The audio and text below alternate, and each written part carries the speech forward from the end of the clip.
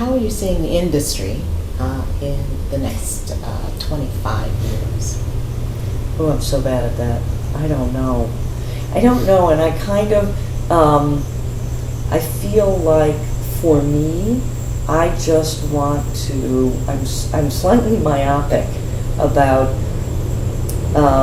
continuing to support and foster interesting work in a variety of ways and telling stories in an interesting manner. And I don't know that I have a sense for that bigger, where are we going and what are we doing?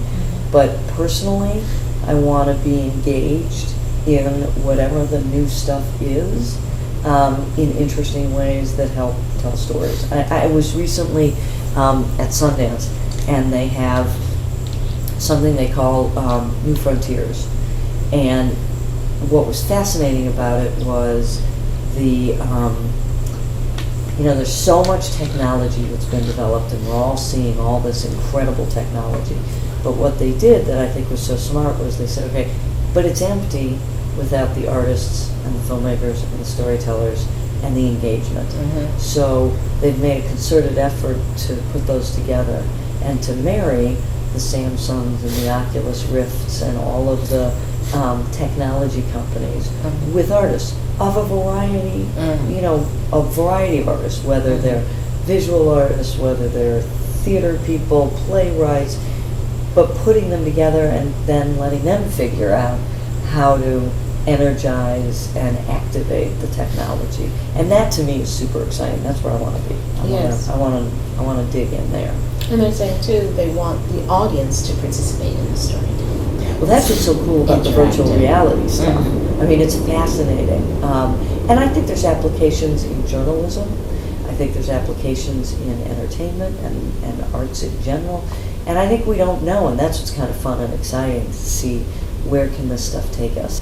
But how do you really activate this stuff in a meaningful way that people can have experiences that impact them? And I think that's why, to me, what was super exciting was the application of the virtual reality stuff in journalism.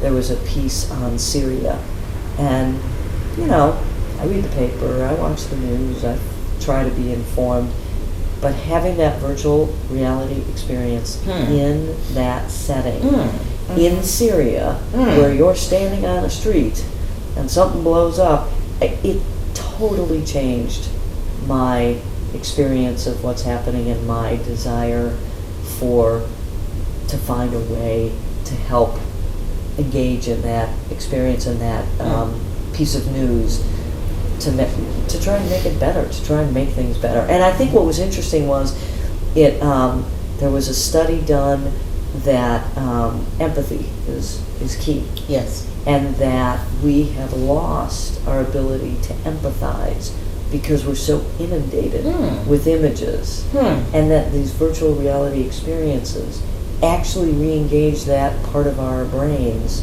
that turns on empathy. And that to me is fascinating. Yes. Fascinating.